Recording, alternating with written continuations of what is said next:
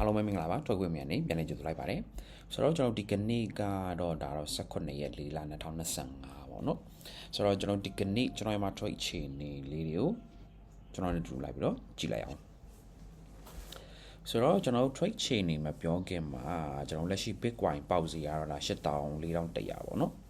အဲ့တော့ Bitcoin ကတော့ဒါတော့ကျွန်တော်ဒီအောက်မှာဆိုတော့ကျွန်တော်ဒီ83,000အပေါ်မှာဆိုတော့ဒါ86,000နော်အဲ့တော့83,000နဲ့ကျွန်တော်ဒီ86,000ကြားမှာစပြီးတော့ sideways ပုံစံမျိုးသွားနေတာကိုကျွန်တော်တွေ့ရမယ်နော်အဲ့တော့ကျွန်တော်ဒီApril ကျွန်တော်ဒီ12ရက်နေ့ကနေစမှာပေါ့နော်အဲ့12ရက်နေ့ကနေစတော့ဒါဒူဒီဒါ sideways ပုံစံသွားနေတဲ့အနေအထားတစ်ခုကျွန်တော်တွေ့ရတယ်ပေါ့နော်ဒါကတော့ကျွန်တော်ဒီ84မှာပေါ့နော်84 chat မှာပေါ့နော်ဆိုတော့sideways သွားတာဖြစ်တဲ့အတွက်ကျွန်တော်တို့ဒီအပေါ် break လုပ်မလားဒါမှမဟုတ်အောက်ကို break လုပ်မလားပေါ့နော်အဲ့တော့ break လုပ်တဲ့ back ကိုကျွန်တော်ဈေးကတော့တွားဖို့ရှိတယ်ပေါ့နော်အဲ့တော့ဆိုတော့ကျွန်တော်တို့တစ်ချက်ကတော့စောင့်ကြည့်ရအောင်ပဲပေါ့နော်အဲ့တော့ Bitcoin အနေနဲ့ကျွန်တော်ဒီအောက်ကိုပဲ break လုပ်မလားဒါမှမဟုတ်ဘူးဆိုရင်အပေါ်ပဲ break လုပ်မလားပေါ့နော်တကယ်လို့အောက် back ကို break လုပ်တယ်ဆိုတော့ကျွန်တော်တို့ဒီဈေးကြီးဆက်ကြနိုင်ကြီးရှိတယ်ဆက်ကြဖို့များမယ်တကယ်လို့အပေါ် break လုပ်တယ်ဆိုတော့ဒီကတော့ဆက်တက်နိုင်ကြီးများတယ်ပေါ့နော်ဆိုတော့လက်ရှိ Bitcoin ကတော့ဒါ sideways သွားနေတာဖြစ်တဲ့အတွက်ကျွန်တော်တို့ဘယ် back ကို break လုပ်မလဲဆိုတာကတော့ကျွန်တော်ဆက်လက်ပြီးတော့စောင့်ကြည့်ရအောင်ပါပေါ့နော်ဆိုတော့ဒီကနေ့ကျွန်တော်မှာ trade chain နေလိုက်ပြီးတော့ကြည့်လိုက်အောင်ဒီကတော့ဒါတော့ကျွန်တော် future ပေါ့နော်အဲ့တော့ future trade ဖြစ်တယ်နော်အဲ့တော့ future မှာ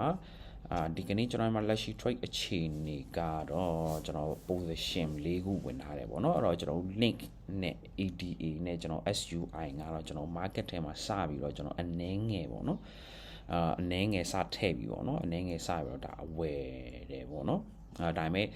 ကျွန်တော် risk အများကြီးမတုံးထားဘူးပေါ့နော် risk လည်းအများကြီးမယူထားဘူးဒါ market တွေကိုစပြီးတော့ပထမဆုံးကျွန်တော် intro ဝင်တဲ့တဘောမျိုးနဲ့ကျွန်တော် market တွေကိုစဝင်တဲ့ပုံစံပေါ့နော်ဒါကျွန်တော်မှာပုံစံပေါ့နော် okay အဲ့တော့ဒီမှာ PU MP ကတော့ကျွန်တော် PU MP PAM ကတော့ကျွန်တော်ရောင်းထားတယ်လက်ရှိချိန်မှာတော့ဒါ profit စပြီးတော့ထွက်နေပြီပေါ့နော်ကျွန်တော်ဒီကနေ့မနက်ခင်ပိုင်းမှာစပြီးတော့ရောင်းလိုက်တာပေါ့နော်0.158လောက်မှာကျွန်တော် entry ဝင်လိုက်တယ်လက်ရှိချိန်ကတော့ 0.153 ဆိုတော့စပြီးတော့ကျွန်တော် profit စထွက်နေပြီပေါ့နော်အဲ့တော့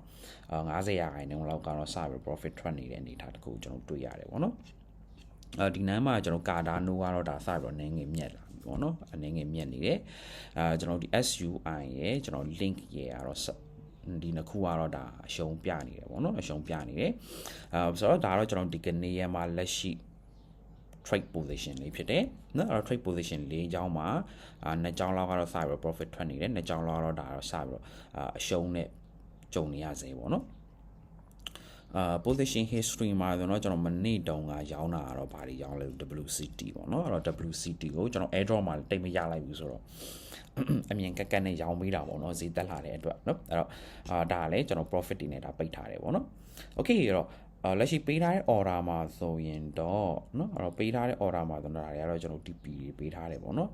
SUI နဲ့ SOR ပဲရှိမှာပါเนาะ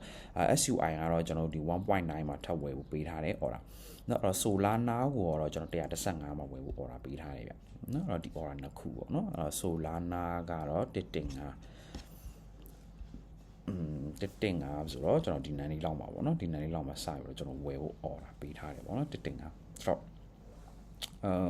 ဈေးအနေနဲ့ကျွန်တော်တို့ဘာတွေများဆက်ဖြစ်လာအောင်မလဲပေါ့နော်အဲ့တော့ position ကတော့ဒီကနေ့အတွက်ကတော့၄ခုရှိတယ်ဆိုတော့နောက်နေ့တွေမှာလည်းကျွန်တော်မှာ position တွေကျွန်တော်မှာ trade chain တွေကဘယ်လိုဆက်ပြီးတော့ဖြစ်နေမလဲဘယ် order တွေပေးထားမလဲဘယ်လို position တွေဝင်ထားမလဲဆိုတာကိုကျွန်တော်ဒီဆက်လက်ပြီးတော့စောင့်ကြည့်ပေးပါအောင်လို့ပြောချင်ပါတယ်ဟုတ်ကဲ့အားလုံးကျေးဇူးတင်ပါတယ်